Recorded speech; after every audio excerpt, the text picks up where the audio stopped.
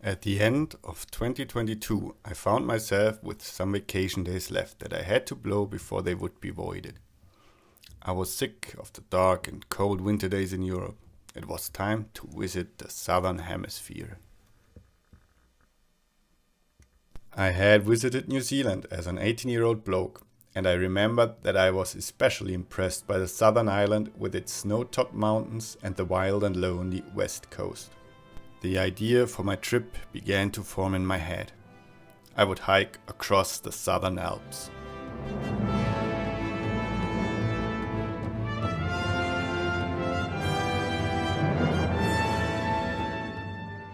Now I only needed to find a suitable trail. This search turned out harder than expected. Distances between grocery stores are huge on the southern island, and there are only a handful of settlements on the west coast that are big enough to even have one. First, I looked north in the area around Arthur's Pass and found the Three Passes route. But that would only take a week, and then I would be stranded at the pass without supplies and few opportunities to go on further. Then there is the Milford Track and the Holyford Track in the south. But both stay mainly in the valleys, and I really enjoy walking on ridges and peaks where I can get a view. Other than that, I could not find any official trail crossing the mountains. One does not simply walk into Mordor. But after a few hours of searching back and forth, I settled on my own daring plan. I would hike from Queenstown to Haast, staying mainly on trails through Mount Aspiring National Park. I could then bridge a little gap in the trail network with a cross-country section at Rabbits Pass and Pearson's Saddle. I would then walk down the Waiatoto River Valley to the sea, where I would eventually get back onto the trails. But this should only take 2 weeks, and I had 3 to spend. I needed to extend this tour even more. To warm up my trail legs, I decided to first hike a week on the eastern side of the mountains, where supplies are easier to find.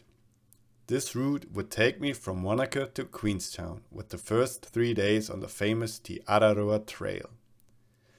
I would then leave that trail, pass through the abandoned gold mining sites at Shotover River, and finish on the summit of Ben Lomond above Queenstown. In Queenstown I could get resupplied, and from there make the attempt to cross the mountains. The plan was settled. I handed in my vacation days and booked the tickets to fly to the other side of the world.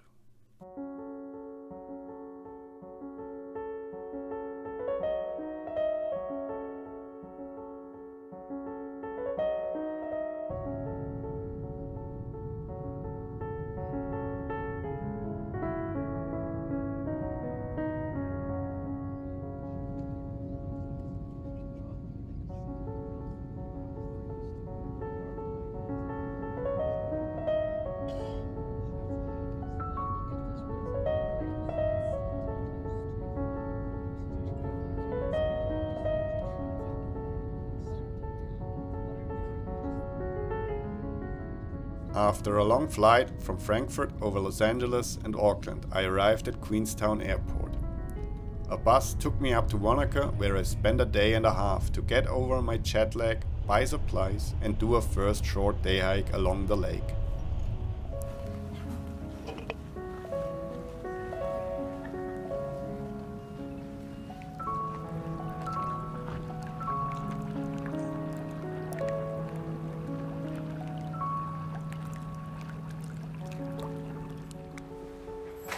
Yeah.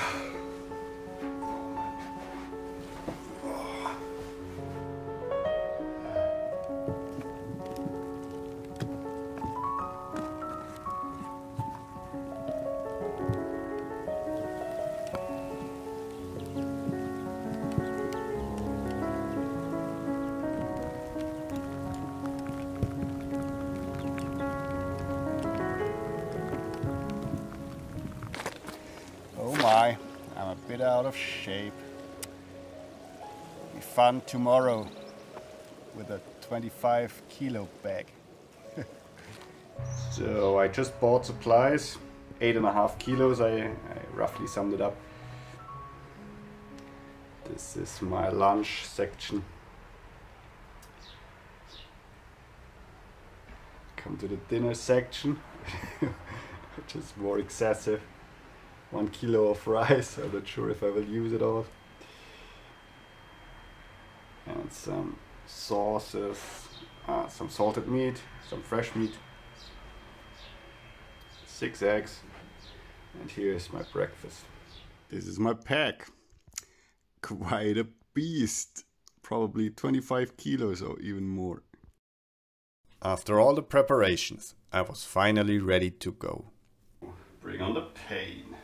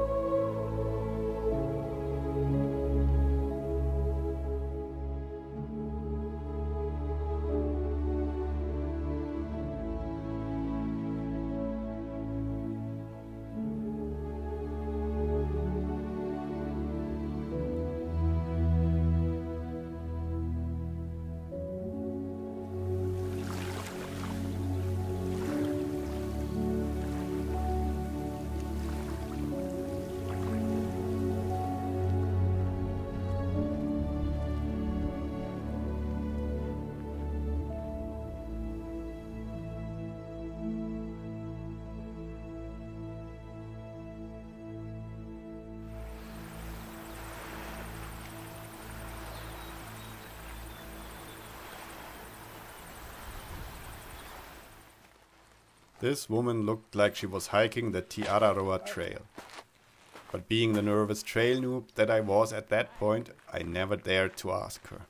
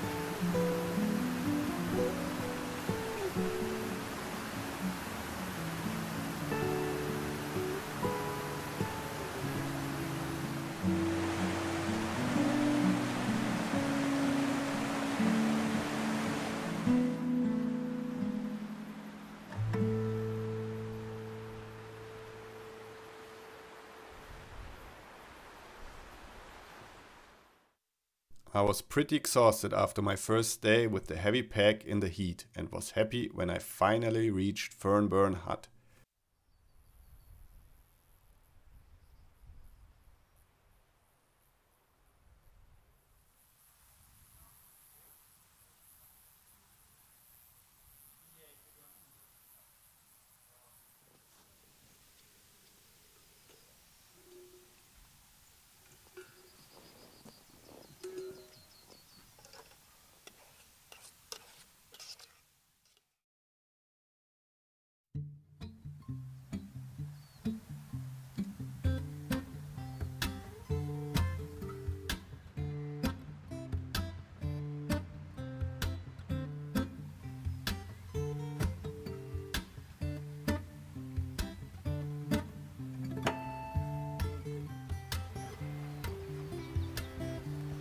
Thank you. Cheers.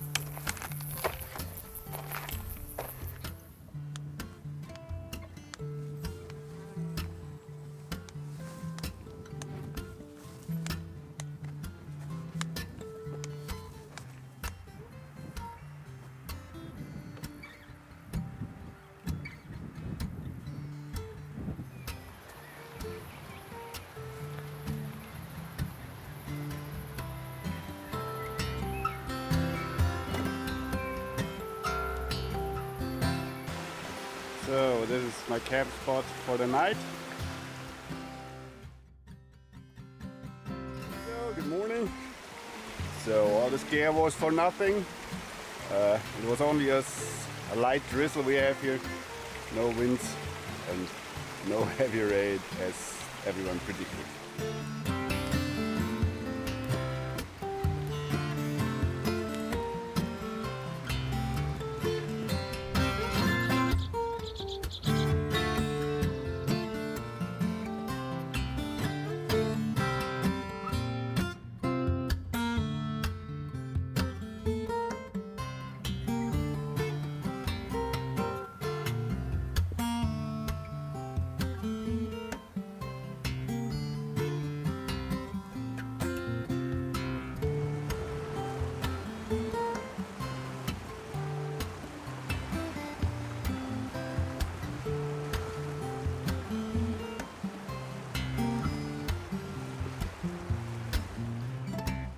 Because of the rainy weather, Rose's hut was packed with hikers, many of whom were hiking the Te Araroa Trail.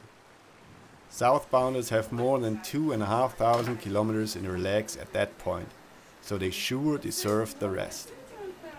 I cooked lunch and then left the crowded hut to continue my day in the rain. I had just 2 girls warning me not to die on the next section because apparently it's a bit slippery. But well, what can you do, right?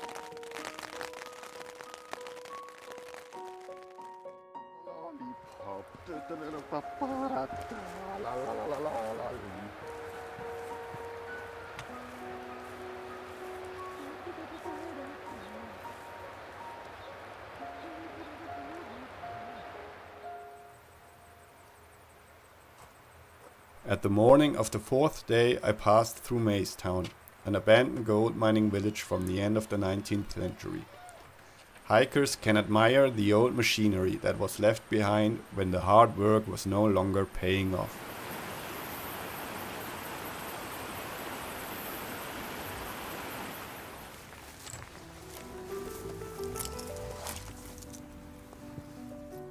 I will follow this ridge line up to the peak in the right upper corner.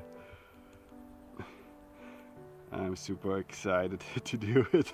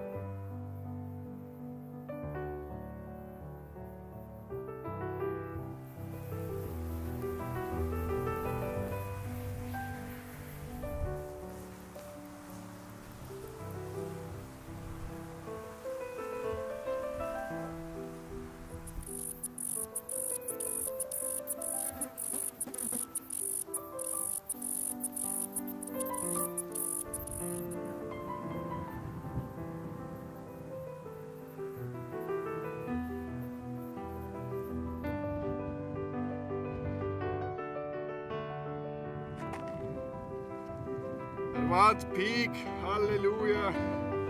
That was tough. Queenstown direction.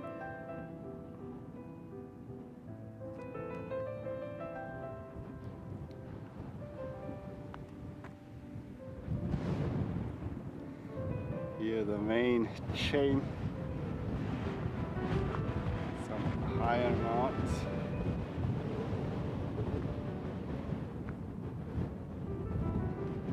This is where I came from, the direction. I think from the mountains here in the middle.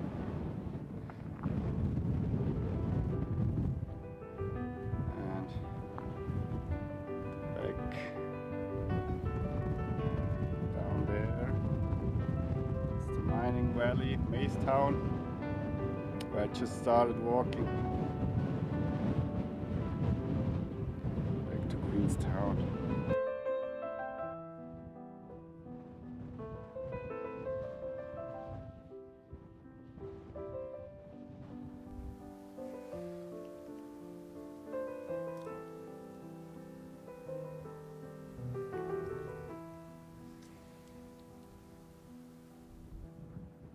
This section on the ridge from Advance Peak to Shotover River was the first stretch where the maps did not show any trail, and I was nervous to have my first cross-country experience. To my delight, I found a little path on the ridge that spared me from walking through the high grass.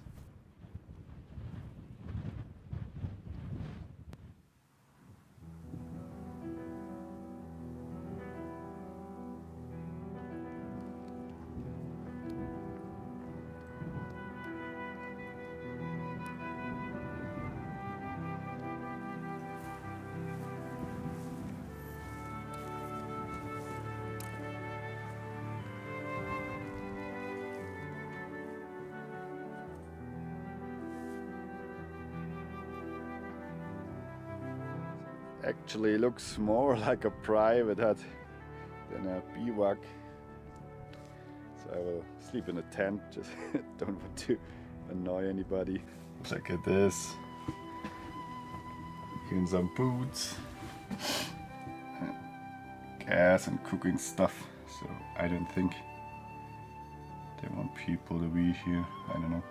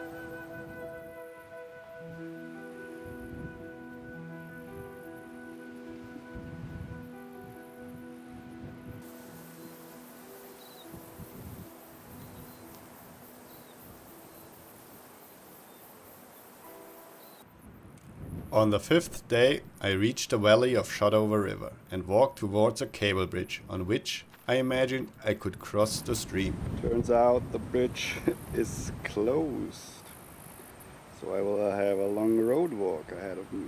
Maori's Point again. Let's go down and see if the river is crossable.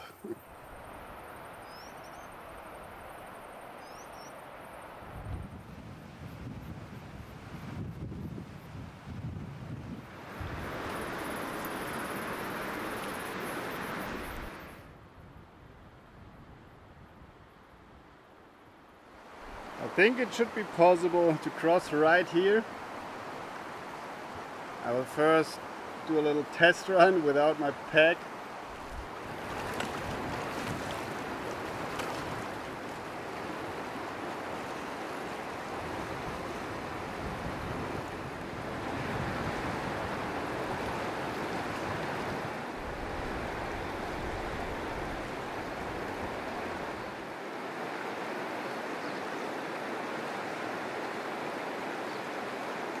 The river can definitely be crossed.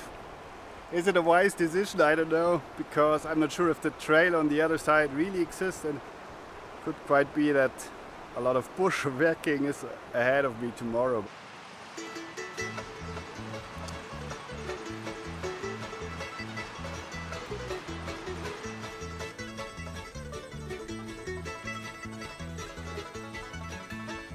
Well, I've been all around my old hometown. I've searched everywhere I know, but I can't find a trace of my girl in this place. So there's nothing to do but go. I'll be riding that midnight train when it's leaving, and I'm going away to stay. Always wanted to know where that engine did go. Gonna go where it goes today.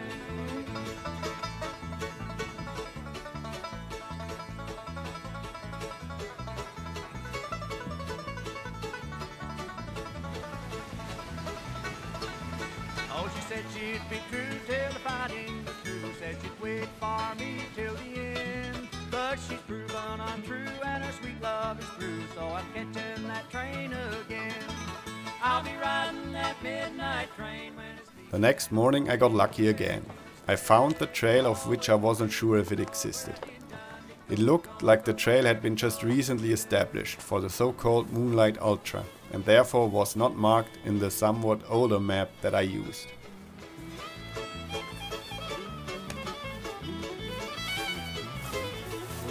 Well, I've seen that old train pulling out in the rain. Seen it leave with the stars up above. Like a hound on the trail, it carries the mail. It will take me away from that love.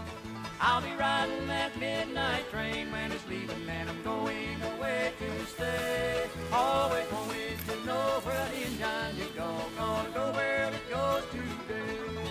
Always wanted to know where that engine did go. Gonna go where it goes today. And look, they just brought a huge ass steel pipe up here back in the day.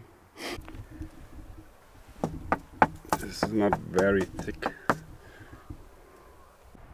And my guess is that this pipe here was under pressure and they picked up the water up there and all the way down here. There it is. And then went up the hills here and into another canal, and then down that valley towards the gold washing sites at Shotover River.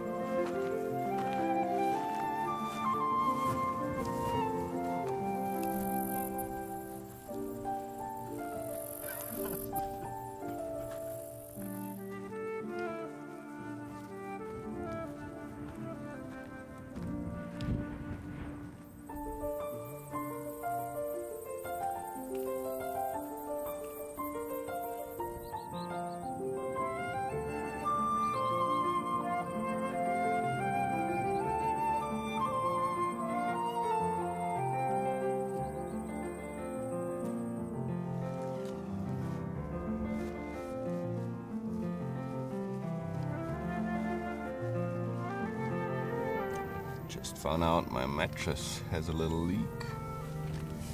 It's either in the valve or very close to the valve.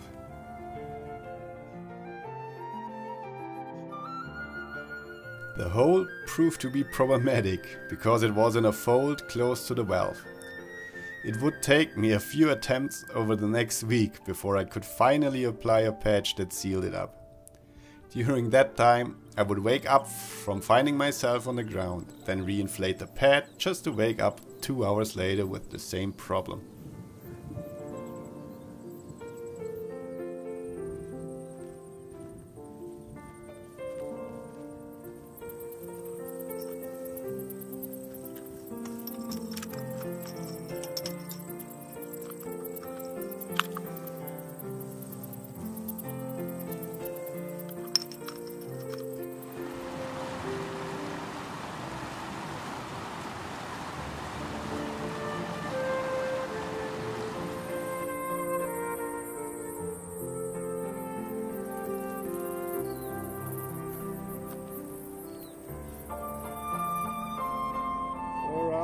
They say.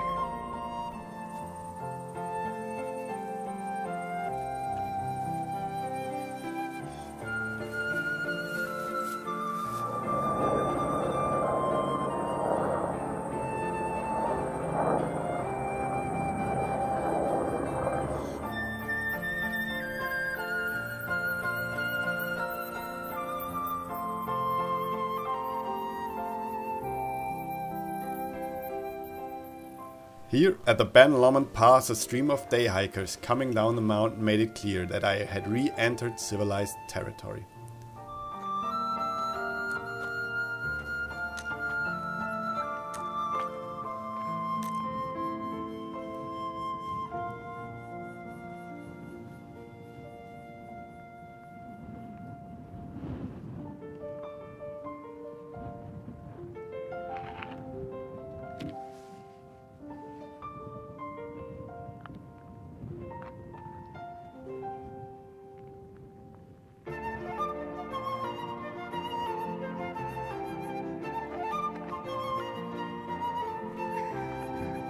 Thank you very much.